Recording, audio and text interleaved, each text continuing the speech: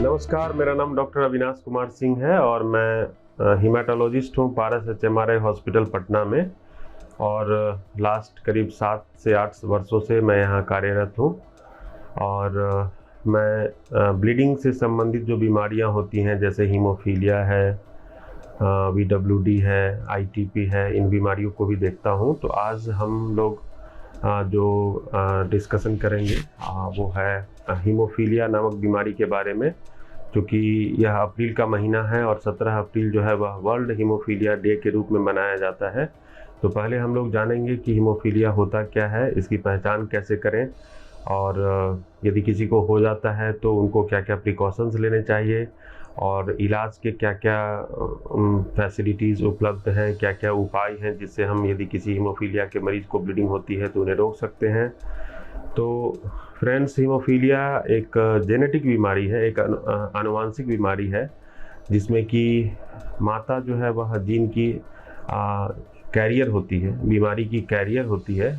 माँ को सिम्टम्स नहीं होते हैं, लेकिन उनके बच्चे हों, उनके यदि लड़के हों तो उनको हीमोफीलिया नामक बीमारी हो सकती है। तो सबसे पहले जैसे इस तरह के बच्चे जन्म लेते हैं तो उन्हें ब्लीडिंग की टेंडेंसी रहती है। इसका मतलब होता है कि जैसे बिना चोट लगे भी उनके शरीर पे काले काले धब्बे दिखेंगे, या उनके जब जैसे जैसे बच्चे को यदि डिलीवरी के समय उनके सर में कुछ मशीन लगा के कभी कोई बच्चे को नीचे उतारा जाता है तो उसमें सूजन हो जाता है, सर पे काले काले बहुत बड़े बड़े सूजन हो जाते हैं ब्लीडिंग के वजह से। या जैसे बच्चा थोड़ा और बड़ा होता है और घुटनों के बल रेंगने लगता है तो उसके घुटने में सूजन हो जाती है, काफ़ी रोता है, चिल्लाता है, इरिटेटेड रहता है, क्योंकि घुटने के अंदर ब्लीडिंग हो जाती है। और जैसे और बच्चा बड़ा होता है, यदि कभी उसके दांत उखाड़े गए हों या दांत ऐसे ही टूट गया हो तो बहुत ज़्यादा ब्लीडिंग होती है। या कभी कभी जैसे कान, हम लोग के समाज में यह रिवाज है कि कान को छेद दिया जाता है ताकि उसमें कुछ ऐसे ऑर्नामेंट्स वगैरह बच्चियां जो है वह पहने। तो उसके बाद ऐसे तो यह लड़कों की बीमारी है, लेकिन यदि ऐसे लड़के हों जिनको कि सरकमसीजन किया जाता है, जैसे कुछ धर्मों में ऐसा होता है कि सरकमसीजन करना होता है, तो उसके बाद भी काफ़ी ज़्यादा ब्लीडिंग उनको होने लगता है।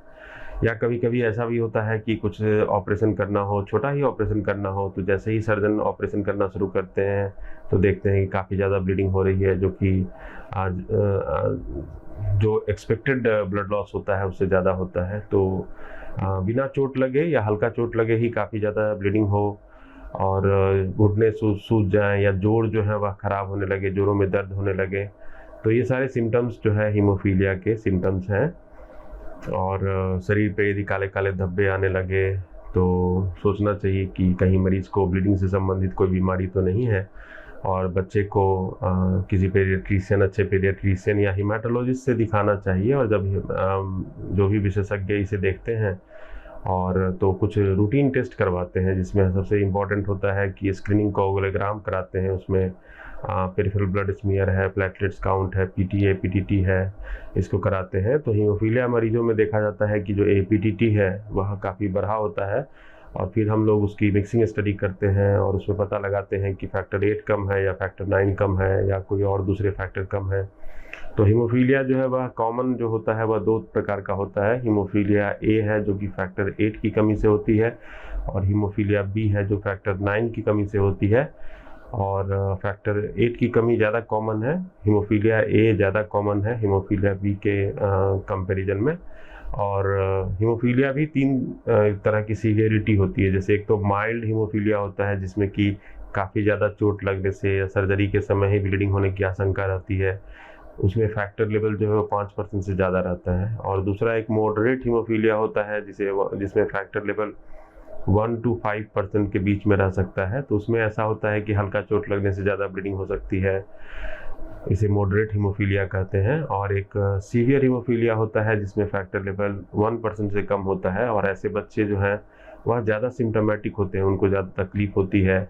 और बहुत सारे ऐसे बच्चे हैं जिनके कि बार बार ब्लीडिंग होने के कारण घुटना ख़राब हो गया और वे डिसेबल्ड हो गए, उन्हें सहारे से चलना होता है, या वे फिजिकली हैंडीकैप्ड हो गए, व्हील चेयर पर चलते हैं। तो फ्रेंड्स, हीमोफीलिया यदि हम देखें तो हीमोफीलिया ए जो है वह करीब हर 10,000 में एक बच्चे को हीमोफीलिया ए होने की संभावना रहती है, और हीमोफीलिया बी जो है वह थोड़ा सा रेयर है। 30,000 में एक बच्चे को हीमोफीलिया बी होने की संभावना रहती है। और हमारे देश में हीमोफीलिया के इलाज के बारे में यदि हम बात करें तो काफ़ी ज़्यादा चैलेंजेस हैं, और बहुत सारे मरीज़ ऐसे हैं जिनको हीमोफीलिया है लेकिन उनकी पहचान भी नहीं की जा चुकी है। तो ज़्यादा ज़रूरी है कि हम जो भी इस वार्ता को सुन रहे हैं, यदि किसी को भी घर में इस तरह के, खासकर लड़के को यदि इस तरह के सिम्टम्स हो तो ज़रूर उनको इनकी जांच होनी चाहिए, पहचान होनी चाहिए कि उनको हीमोफीलिया है कि नहीं है। और भारत सरकार की तरफ से हर एक राज्य में इस तरह के सेंटर्स बने हुए हैं जहां हीमोफीलिया मरीज़ की पहचान हो, उनका इलाज और उनको कुछ आर्थिक मदद भी दी जाए, तो इसलिए ज़रूर पहचान करनी चाहिए। यदि किसी को हीमोफीलिया की पहचान हो गई है तो सबसे इम्पॉर्टेंट चीज़ है जो कि हमारे देश के सभी हीमोफीलिया के मरीजों को जानना ज़रूरी है कि उन्हें चोट से बचना है। चोट से बचना है ताकि ब्लीडिंग ना हो, ज़्यादा ब्लीडिंग ना हो, और कोई ऐसी दवा नहीं खानी है जिससे कि ब्लीडिंग होने की टेंडेंसी रहती है। जैसे कि NSAID एक दवा होती है, दर्द की दवा होती है, जिसे ब्रूफेन, नाइस या डायलोना नामक नाम से जानते हैं हम लोग। तो वैसी दवा क्या करती है कि नॉर्मल आदमी को भी ब्लीडिंग की टेंडेंसी कराती है। तो जैसे हीमोफीलिया के मरीज़ हैं उनको ऑलरेडी ब्लीडिंग होने की चांसेस रहते हैं, वो यदि NSAID लेंगे तो उनको दिक्कत होगी। कभी भी मांस में सुई ना लगवाएं, और कभी भी कोई सर्जरी करनी हो तो ज़रूर अपने किसी हीमेटोलॉजिस्ट से मिलके ही सर्जरी कराएं, ताकि सर्जरी के समय क्या प्रिकॉशन लेना चाहिए इसको जानें। तो ये सारे प्रिकॉशंस हैं। छोटे छोटे बच्चे हैं तो माँ को ध्यान रखना चाहिए कि बच्चे को बेड पे या कुर्सी पे या सोफ़ा पे छोड़ के दूर ना जाएं, क्योंकि छोटे बच्चे के गिरने के चांसेस रहते हैं। ऐसे में उसको सर में ब्लीडिंग हो सकती है, या दांत यदि टूट गया तो वहाँ से काफ़ी रक्तस्राव हो सकता है, नाक से ब्लीडिंग हो सकती है। तो ऐसे प्रिकॉशन लें हम कि जाने कि यदि चोट से बचाना है, जैसे बेड पे छोड़ के नहीं जाएं, या रात में गिर सकता है तो बेड के चारों तरफ हम लोग कुछ ऐसी घेरा इस तरह का, जैसे हॉस्पिटल्स में बेड में होते हैं उस तरह के बना के रखें, ताकि रात में अनजाने में भी बच्चा हमारा बेड से नहीं गिरे और उसको चोट ना लगे। कोई भी ऐसे शार्प चीज़ें जो हैं वो जैसे टेबल ही है घर में, तो उसके जो कोने होते हैं वो शार्प ना हो, क्योंकि उससे बच्चे खेलते रहते हैं, अचानक से उनके दांत में या नाक में लग जाएगा, ब्लीडिंग हो जाएगा। तो हमको पूरे प्रिकॉशन लेने हैं कि हमारे बच्चे को चोट ना लगे। ऐसी चीज़ों को अवॉइड करना है।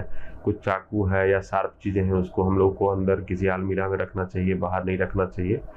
और जैसे बच्चा बड़ा होता है तो उसको कोई भी कॉन्टैक्ट स्पोर्ट्स जैसे होते हैं, फाइटिंग है, चाहे कबड्डी है या क्रिकेट है, इस तरह की चीज़ें जिसमें चोट लगने की ज़्यादा बॉक्सिंग है, इस तरह की चीज़ खेल को अवॉइड कराना चाहिए। और जो खेल ऐसे हैं जिसमें चोट लगने की संभावना कम होती है, जैसे स्विमिंग है, चाहे कैरम है, इस तरह के खेल को बच्चे खेल सकते हैं, उससे कोई दिक्कत नहीं। और कभी भी यदि ब्लीडिंग होती है हीमोफीलिया के मरीज़ को तो हमें कुछ ऐसी दवाई दी जाती है ताकि ब्लीडिंग रुके, जिसे ट्रांक्सेमिक एसिड के नाम से जानते हैं, या जो फैक्टर कम है उस फैक्टर को देना पड़ता है। तो उन्हें ज़्यादा अच्छा रहेगा कि यदि हमें पता है कि हमारे बच्चे को हीमोफीलिया है तो हम कुछ फैक्टर अपने घर में रखें। और सबसे जो महत्वपूर्ण है वह माँ होती है, तो माँ को जानना चाहिए। बहुत सारी माँ ऐसी हैं जिन्होंने सीखा है कि कैसे इंजेक्शन देना है, और इमरजेंसी में उन्होंने अपने बच्चे को बचा लिया है। तो कभी भी ऐसे हीमोफीलिया के मरीज़ को यदि ब्लीडिंग होने लगे तो डॉक्टर का इंतज़ार ना करें। हमारे घर में फैक्टर है, पहले हम फैक्टर लगाएं।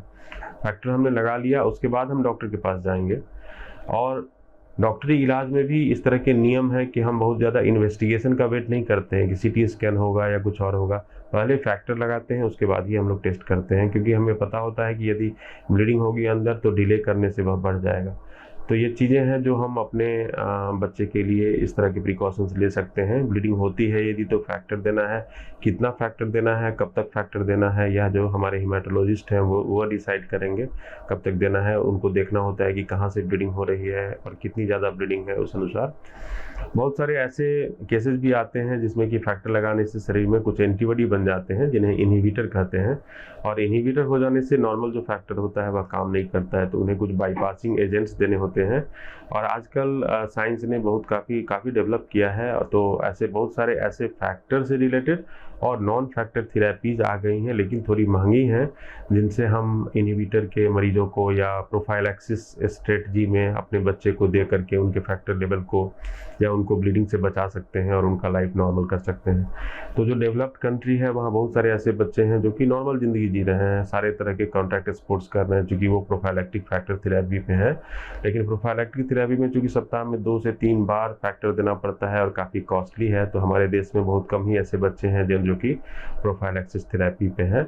लेकिन गवर्नमेंट के इनिशिएटिव भी कुछ स्टेट्स में ऐसे आए हैं जिसमें कि वो लोग प्रोफाइलैक्टिक फैक्टर को प्रोत्साहित कर रहे हैं और ऑन डिमांड थेरेपी के लिए फैक्टर की सप्लाई होती है सरकार की तरफ से। तो उनका फ़ायदा उठाएं, अपने बच्चों की पहचान कराएं कि उन्हें हीमोफीलिया है कि नहीं है। और बहुत सारे बच्चे हैं जिन्हें डिसेबिलिटी कार्ड भी दिया जाता है, तो उसके भी फ़ायदा, उनको कोई भी जॉब यदि लेना है तो उसमें उनको फ़ायदा मिल सकता है। तो इस बार जो थीम है वर्ल्ड हीमोफीलिया डे का वह है कि एक्सेस टू ऑल, ना सभी को उसमें जैसे पार्टनरशिप, पॉलिसी और प्रोग्रेस, मतलब जो गवर्नमेंट है उनको, जो पॉलिसी मेकर्स हैं उनको हमें बताना है, उनको इंक्लूड करना है सारे इस तरह के इनहेरिटेड ब्लीडिंग डिजॉर्डर्स जैसे हीमोफीलिया है उनको पॉलिसी में, और उनको पॉलिसी बनानी है ताकि हम ऐसे मरीजों को जन्म देने से रोकें, यदि हो गए हैं तो उनको कैसे हम एक नॉर्मल लाइफ जीने के काबिल बनाएं। और किसी को यदि हीमोफीलिया है तो हम कैसे उनको प्रोफाइलैक्टिक फैक्टर थेरेपी, चाहे किसी को इनहिबिटर यदि हो गया है तो उसके लिए जो भी थेरेपी उपलब्ध है उसको दे करके उनके लाइफ को हम लोग एक नॉर्मल हेल्दी इंडिविजुअल की तरह जीने में मदद करें। तो इसी के साथ मैं यह संवाद जो है समाप्त करता हूँ। थैंक यू, धन्यवाद।